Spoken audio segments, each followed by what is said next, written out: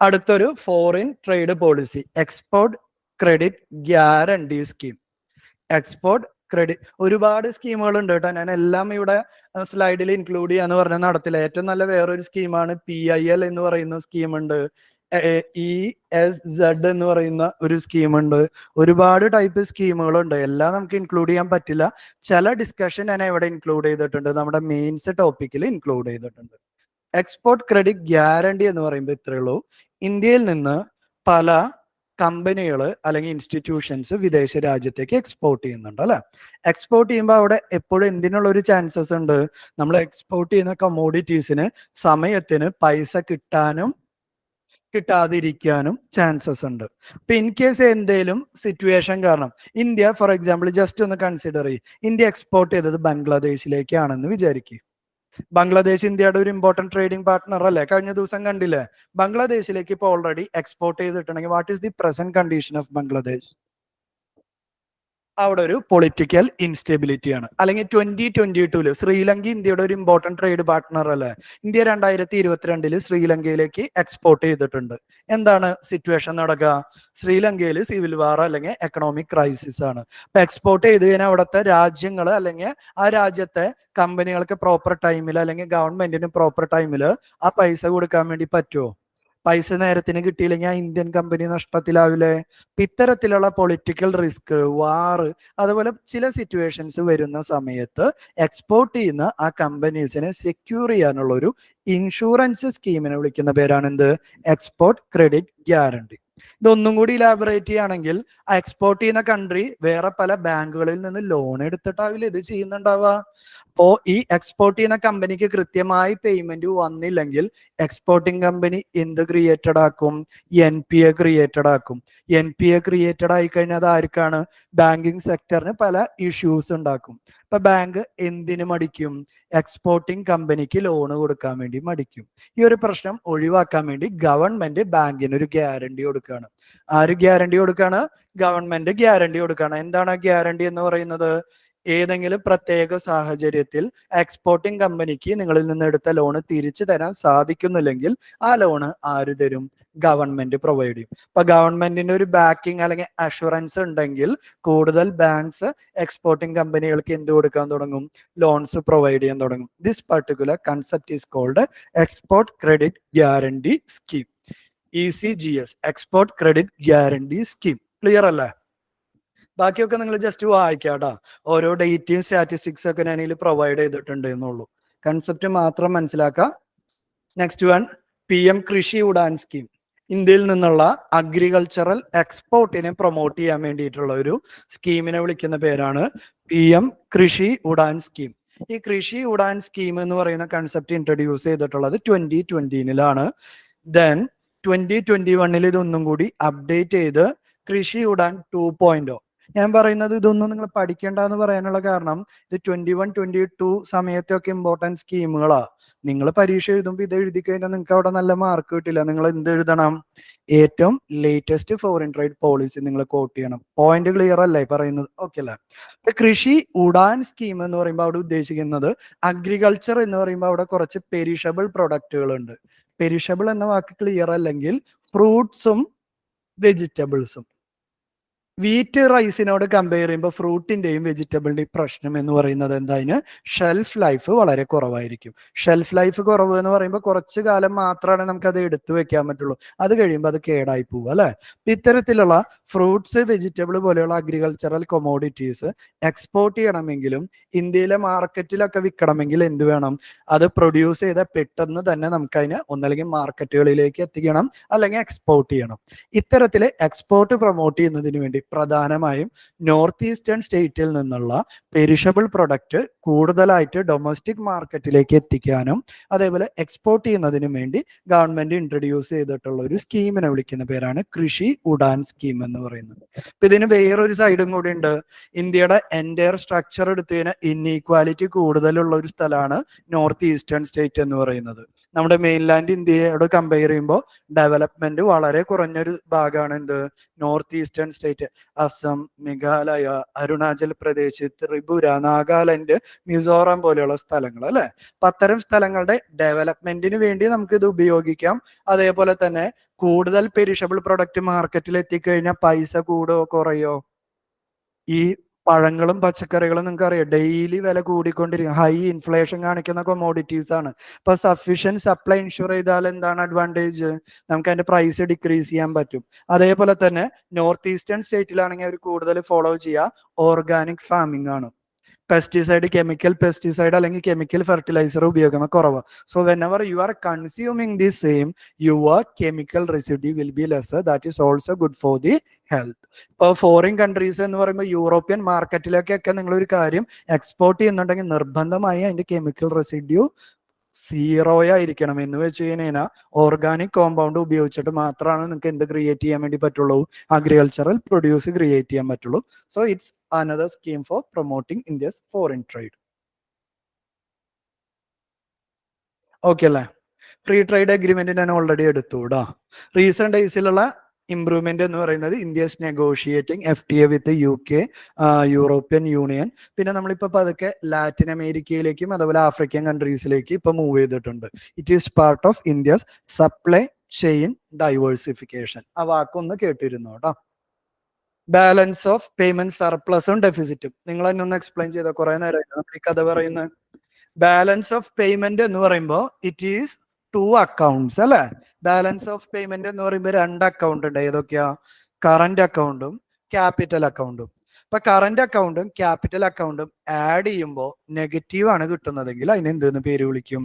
Balance of payment deficit. ഇപ്പൊ balance of payment deficit അല്ലെങ്കിൽ negative എന്തിനെ ഇൻഡിക്കേറ്റ് ചെയ്യുന്നത്? Dollar outflow. കറക്റ്റ് ആണോ? ബാലൻസ് ഓഫ് പേയ്മെന്റ് ഡെഫിസിറ്റ് എന്ന് പറഞ്ഞാൽ എന്താ? നമ്മൾ പലതരത്തിലുള്ള ട്രേഡും ക്യാപിറ്റലും ഒക്കെ വാങ്ങിയിട്ടും എന്താണ് ഇന്ത്യയിൽ സംഭവിക്കുക? ഇന്ത്യയിൽ നിന്ന് ഡോളർ പുറത്തേക്ക് ഫ്ലോ ചെയ്യുന്ന ഒരു കണ്ടീഷൻ ആണെങ്കിൽ ബാലൻസ് ഓഫ് പേയ്മെന്റ് ഡെഫിസിറ്റ്.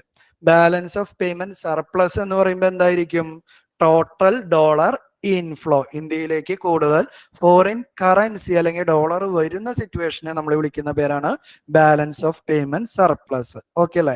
ഇന്ത്യയുടെ കേസിൽ ജനറലി നമ്മൾ ഒബ്സർവ് ചെയ്യുന്നത് ബാലൻസ് ഓഫ് പേയ്മെന്റ് ഡെഫിസിറ്റ് ആണ്. പക്ഷെ വെരി ഹൈ ഒന്നല്ല കേട്ടാ, വളരെ ചെറിയ എമൗണ്ട് ആണ്. ഓക്കെ അല്ലെ? ഇപ്പൊ ബാലൻസ് ഓഫ് പേയ്മെന്റ് സർപ്ലസും ഡെഫിസിറ്റും വരുമ്പോ ഇതിനെ രണ്ടായിട്ട് ഡിവൈഡ് ചെയ്യുകയാണെങ്കിൽ എന്തൊക്കെയുണ്ട്? ക്യാപിറ്റൽ അക്കൗണ്ടും ഉണ്ട്, അതേപോലെ തന്നെ കറന്റ് അക്കൗണ്ടും ഉണ്ട്. നമ്മൾ ഡെഫിസിറ്റിന്റെ കാര്യം പറയുമ്പോൾ ഹയർ ഡെഫിസിറ്റ് എപ്പോഴും കാണിക്കുന്നത് ആരാണ്? കറന്റ് അക്കൗണ്ട് ആണ്. ആ കറന്റ് അക്കൗണ്ടിലുള്ള ഡെഫിസിറ്റ് നമ്മൾ മാനേജ് ചെയ്യുന്നത് എന്ത് ഫ്ലോ ഉപയോഗിച്ചിട്ടായിരിക്കും? ക്യാപിറ്റൽ അക്കൗണ്ട് ഫ്ലോ ഉപയോഗിച്ചിട്ടായിരിക്കും. എക്സാമ്പിൾ, ഇന്ത്യയിൽ ബഡ്ജറ്റ് ഡെഫിസിറ്റ് ഉണ്ടായി കഴിഞ്ഞാൽ നമ്മൾ എന്ത് ചെയ്യും? കടമെടുക്കും, ബോറോ ചെയ്യും. അപ്പൊ ബാലൻസ് ഓഫ് പേയ്മെന്റിൽ ഡെഫിസിറ്റ് ഉണ്ടെങ്കിൽ നമുക്ക് ECB എന്ന് പറയുന്ന ഒരു ആശയം ഉപയോഗിച്ചുകൂടെ? NRI ഡെപ്പോസിറ്റ് എടുത്ത് ഉപയോഗിച്ചുകൂടെ? ക്ലിയർ അല്ലേ? അപ്പൊ ഇവിടെ നമ്മൾ എന്താണ് ചെയ്യുക? കറന്റ് അക്കൗണ്ടിലാണ് ഡെഫിസിറ്റ് എങ്കിൽ നമ്മൾ അത് എന്ത് വെച്ച് മാനേജ് ചെയ്യാൻ നോക്കും? ക്യാപിറ്റൽ അക്കൗണ്ട് വെച്ച് ബാലൻസ് ചെയ്യാൻ വേണ്ടി നോക്കും. അതാണ് അതിന്റെ ഒരു ബേസിക് ഐഡിയ എന്ന് പറയുന്നത്. Okay. Running down of India's foreign exchange reserve എന്ന് പറയുന്ന ഒരു കണ്ടീഷൻ ആണെന്ന് വിചാരിക്കും.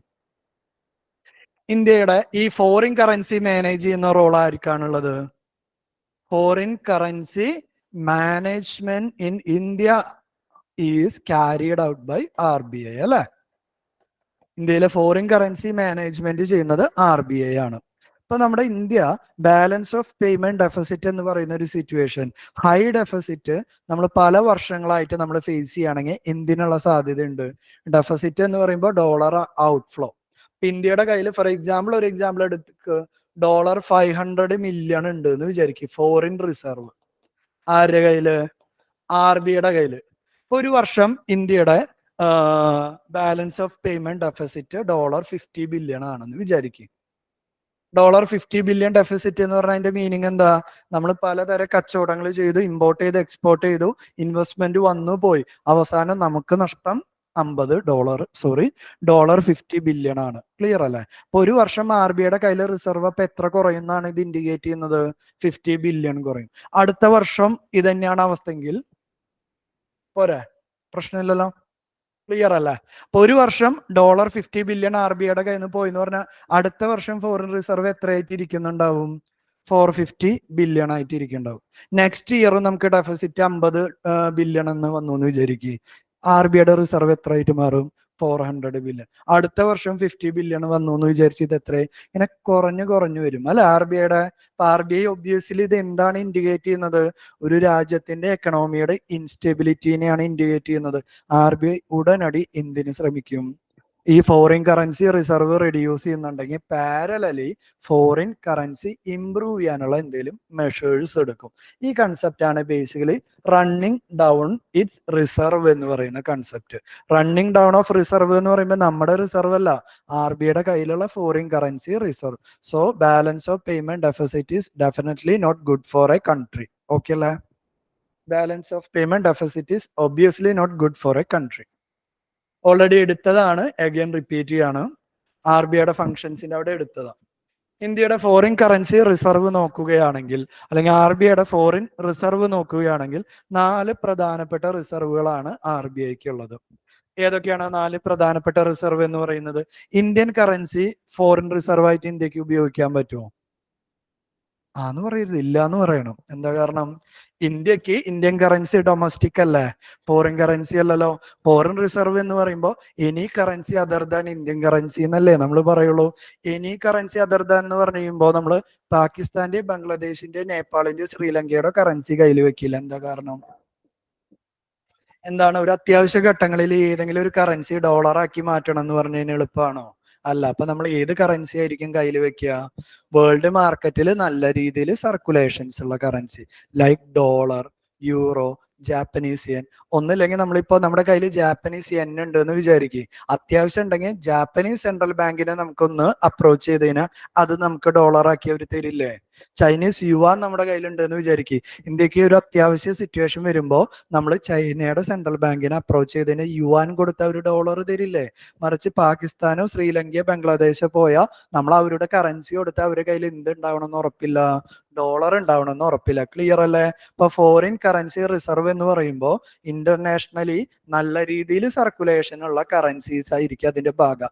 Majorly it would be dollar. Clear അല്ലേ? Second one, foreign currency asset is an important part of India's forex reserve. Second one, SDR, special drawing right. വരുന്ന സ്ലൈഡിൽ ഞാൻ വീണ്ടും എടുക്കുന്നുണ്ട് കേട്ടോ. ഓൾറെഡി എടുത്തതാണ്, വീണ്ടും എടുക്കുക. Special drawing right. Third one, gold reserve. Fourth one, reserve tranche position with IMF. ഇത് രണ്ടും എടുക്കാടാ. ഇതാണ് അടുത്ത സ്ലൈഡിലുള്ളത്. അപ്പൊ മനസ്സിലാക്കേണ്ട കാര്യം, RBIയുടെ ഫോറക്സ് റിസർവ് എന്ന് പറയുമ്പോൾ ഇറ്റ് കൺസിസ്റ്റ് ഓഫ് 4. ഇതെങ്ങനെ ചോദിക്കാം നമുക്ക്? Which of the given above are part of RBI's forex reserve? ABCD എന്ന് പറഞ്ഞിട്ട് 4 ഓപ്ഷൻ തരാം. ഓക്കെ അല്ലേ? എക്സ്പെക്ട് ചെയ്യുന്ന ഒരു പൊട്ടൻഷ്യൽ ക്വസ്റ്റ്യൻ ആണ് കേട്ടോ. അപ്പൊ നമുക്ക് ഇതിൽ ഏത് രണ്ടാൾക്കാരൊന്ന് എക്സ്പ്ലെയിൻ ചെയ്യാം. എന്താണ് സ്പെഷ്യൽ ഡ്രോയിങ് റൈറ്റ്, എന്താണ് റിസർവ് ട്രാൻഷേ? ഈ റിസർവ് ട്രാൻഷനെ കുറിച്ച് ഒരു വർഷം എന്ത് ചോദിച്ചിട്ടുണ്ടായിരുന്നു? പ്രിലിമിനറി ക്വസ്റ്റ്യൻ ഉണ്ടായിരുന്നു കേട്ടോ. താഴെ പറയുന്ന ഏത് ഇൻസ്റ്റിറ്റ്യൂട്ടുമായി ബന്ധപ്പെട്ടതാണ് റിസർവ് ട്രാൻഷേ? IMF, വേൾഡ് ബാങ്ക്, പിന്നെ വേറെ ഏതൊക്കെയോ 2 ബാങ്കിന്റെ പേര് കൊടുത്തു. ഒരു വർഷം ചോദിച്ച ചോദ്യമാണ്. I think in 2021. Let's start with our discussion. What is special drawing right? Special drawing റൈറ്റിന്റെ പർപ്പസ് എന്ന് പറയുന്നത് കറന്റ്ലി ഒരു ഇന്റർനാഷണൽ കറൻസി എന്ന് കൺസിഡർ ചെയ്യുന്നത് ആരെയാണ്? ഡോളറിനെയാണ്. എന്തുകൊണ്ടാണ് ഇങ്ങനെ ഒരു SDR വരാനുള്ള കാരണം? കറന്റ്ലി ഒരു ഇന്റർനാഷണൽ കറൻസി ആയിട്ട് കൺസിഡർ ചെയ്യുന്നത് ഡോളറിനെയാണ്. ചില പ്രത്യേക സാഹചര്യങ്ങൾ കൊണ്ട്, ചില പ്രത്യേക സിറ്റുവേഷൻ കൊണ്ട് വേൾഡ് മാർക്കറ്റിൽ ഡോളറിന്റെ എമൗണ്ട് കുറയാണ്. എങ്ങനെ കുറയാം? നമ്മളിപ്പോ വേൾഡ് മാർക്കറ്റിൽ ചെറിയൊരു സ്ലോ ഡൗൺ എക്സ്പെക്ട് ചെയ്യുക. അപ്പൊ നിങ്ങൾ എല്ലാവരും എന്ത് ചെയ്യും? നിങ്ങളുടെ കയ്യിലുള്ള ഇന്ത്യ റുപ്പീസ് ഒക്കെ ഡോളറിലേക്ക് മാറ്റും. പാകിസ്ഥാനിലുള്ള ആളുകളൊക്കെ അവരുടെ കയ്യിലുള്ള കറൻസി ഡോളറിലേക്ക് മാറ്റും. അപ്പൊ ഒരു എക്കണോമിക് അൺസ്റ്റെബിലിറ്റി ആണ് എക്സ്പെക്ട് ചെയ്യുന്നതെങ്കിൽ ഏറ്റവും സ്ട്രെങ്തൻ ആയിട്ടുള്ള കറൻസി ഡോളർ അല്ലേ? നമ്മൾ നമ്മുടെ കയ്യിലുള്ള കാശൊക്കെ ഡോളറാക്കി മാറ്റി നമ്മൾ എടുത്തു വെക്കും സമാധാനമായിട്ട്. എന്താ സംഭവിക്കുക? വേൾഡ് മാർക്കറ്റിലെ ഡോളറിന്റെ സപ്ലൈ എന്താ ഉണ്ടാവുക? റെഡ്യൂസ് ചെയ്യും. ആ റെഡ്യൂസ് ചെയ്യണതിനനുസരിച്ച് അമേരിക്ക ഇരുന്ന് പ്രിന്റ് ചെയ്യൽ നല്ലൊരു ഓപ്ഷൻ ആണോ? അല്ല. ഇപ്പൊ നല്ല ഓപ്ഷൻ എന്ന് പറയുന്നത് എന്താ? ഇന്റർനാഷണൽ ട്രേഡ് നടത്തുന്നതിന് വേണ്ടി ഡോളറിനോടൊപ്പം വേറെ ഏതെങ്കിലും ഒരു ടൂള് പ്രൊമോട്ട് ചെയ്താൽ പോരെ? ഗോൾഡ് പ്രൊമോട്ട് ചെയ്യുന്ന നല്ലതൊരു ആശയമാണോ? അല്ല. എന്താ കാരണം? ഗോൾഡ് എന്ന് പറയുന്നത് ഒരു മെറ്റലാണ്. ആ മെറ്റലിന്റെ പ്രശ്നം എന്ന് പറയുന്നത് മൈൻ ചെയ്യണം, എടുക്കണം, ഒരുപാട് എൻവയോൺമെന്റൽ കൺസേൺസ് ഉണ്ട്. കറക്റ്റ് അല്ലേ? അപ്പൊ നമ്മളൊരു ലിമിറ്റിനപ്പുറത്തേക്ക് നമുക്ക് ഗോൾഡിന്റെ മൈനിങ് നമുക്ക് ഇമ്പ്രൂവ് ചെയ്യാനൊന്നും പറ്റില്ല. അതുപോലെ ഗോൾഡ് റിസർവ് ഉണ്ടെങ്കിലല്ലേ ഗോൾഡ് നമുക്ക് മൈൻ ചെയ്യാൻ പറ്റുള്ളൂ, അതും പറ്റില്ല. അപ്പൊ ആരവിടെ പിക്ചറിലേക്ക് വന്നു? IMF പിക്ചറിലേക്ക് വന്നു. IMFന്റെ പ്രത്യേകത എന്താണ്? International currency exchange stability maintain ചെയ്യണം, ഗ്ലോബൽ ട്രേഡില് സ്റ്റെബിലിറ്റി മെയിൻറ്റെയിൻ ചെയ്യണം. ആ ഒരു പർപ്പസിന് വേണ്ടിയിട്ടാണ് നമ്മൾ ആര് ക്രിയേറ്റ് ചെയ്തിട്ടുള്ളത്? IMFനെ ക്രിയേറ്റ് ചെയ്തിട്ടുള്ളത്. അപ്പൊ IMF പറയാണ്, ഇൻ കേസ് ഇന്റർനാഷണൽ മാർക്കറ്റില് ഡോളറിന്റെ സപ്ലൈ അല്ലെങ്കിൽ സർക്കുലേഷൻ കുറഞ്ഞു പോയാൽ നിങ്ങൾ പ്രശ്നം വിചാരിക്കേണ്ട. ഞാൻ നിങ്ങളുടെ മുന്നിലേക്ക് പുതിയൊരു ടൂള് കൊണ്ടുവരാണ്. ആ ടൂൾ എന്ന് പറയുന്നത് ഒരിക്കലും എന്തല്ല, ഒരു കറൻസി അല്ല. പക്ഷെ ആ ടൂള് നിങ്ങൾക്ക് എന്തിനു ഉപയോഗിക്കാം? For example, this is that particular tool. IMF introduce ചെയ്തിട്ടുള്ള ആ പർട്ടിക്കുലർ ടൂളാണ് ഇത്. നിങ്ങളൊരു കാര്യം ചെയ്തോ, രണ്ട് രാജ്യങ്ങൾ തമ്മിൽ ട്രേഡ് നടത്തുന്ന സമയത്ത് ഡോളർ കൊടുക്കുന്നതിന് വരെ ഈ ടൂള് കൊടുത്തോ. ഈ ടൂള് ഞാൻ എന്ത് ചെയ്യും? ഡോളറിൽ എത്രയാണെന്ന് ഞാൻ ഡിഫൈൻ ചെയ്യാം. ഓക്കെ ആണോ? അപ്പൊ ഞാൻ ഈ ടൂള് ഡിഫൈൻ ചെയ്യാണ്.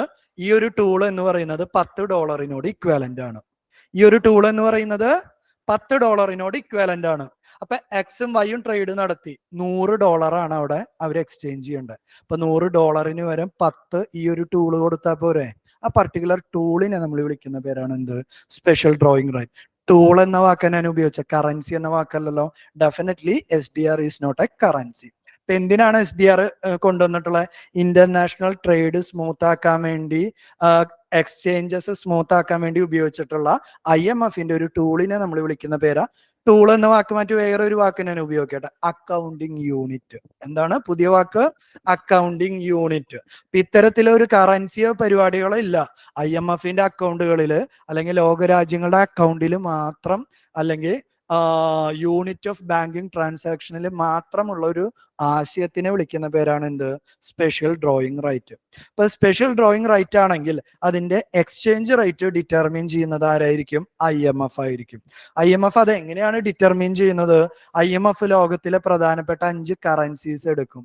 ഏതൊക്കെ 5 കറൻസീസ്? ആ കറൻസിയുടെ ഇമ്പോർട്ടന്റ് എന്ന് പറയുന്നത് ആ കറൻസി പ്രിന്റ് ചെയ്യുന്ന രാജ്യം വേൾഡ് എക്കണോമിയിൽ ഒരു ലീഡിംഗ് ആയിരിക്കണം, എക്സ്പോർട്ട് ഇമ്പോർട്ടിൽ ഒരു ലീഡിംഗ് ആയിരിക്കണം. അത്തരത്തിലുള്ള 5 പ്രധാനപ്പെട്ട കറൻസീസ് എടുത്തു. ഏതൊക്കെയായിരിക്കും? Obviously starting with dollar, euro, pound sterling, yen, Chinese renminbi. 5 world currency എടുത്തു. ഈ 5 കറൻസീസിന്റെ വാല്യൂസിനെ ബേസ് ചെയ്തിട്ട് SDRയുടെ വാല്യൂ ആര് ചേഞ്ച് ചെയ്യും? IMF ചേഞ്ച് ചെയ്യും. ഒരു ഇന്ത്യ റുപ്പിയുടെ കറൻസി വാല്യൂ മാറുന്നതിനനുസരിച്ച് സിമിലർലി IMF ഓരോ ദിവസവും ഈ SDRന്റെ വാല്യൂ ചേഞ്ച് ചെയ്തുകൊണ്ടിരിക്കും.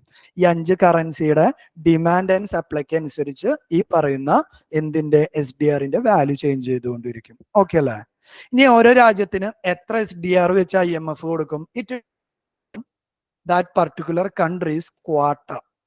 What is quota? IMFല് 190 മെമ്പേഴ്സ് ഉണ്ട്, 190 മെമ്പേഴ്സ് ഉണ്ട്. ഓരോ ആളുകളും IMFലെ മെമ്പർ ആവണമെങ്കിൽ അവർ എന്ത് ചെയ്യണം? ഒരു സബ്സ്ക്രിപ്ഷൻ ഫീ കൊടുക്കണം. ആമസോൺ പ്രൈം ആയിക്കോട്ടെ, നെറ്റ്ഫ്ലിക്സ് ആയിക്കോട്ടെ, നിങ്ങൾക്ക് അതിലൊരു അക്കൗണ്ട് തുടങ്ങാൻ വേണ്ടി നിങ്ങൾ മാസം മാസം അവരിലേക്ക് ഒരു പൈസ കൊടുക്കുന്നില്ലേ, അല്ലെങ്കിൽ വർഷത്തിൽ ഒരു പൈസ കൊടുക്കുന്നില്ല, അതിനെ നമ്മൾ സബ്സ്ക്രിപ്ഷൻ ഫ്രീ എന്ന് പറയും അല്ലെ. ഇതേപോലെ IMFല് ഒരു രാജ്യം മെമ്പർ ആവണമെങ്കിൽ IMFലേക്ക് കുറച്ച് പൈസ കൊടുക്കണം.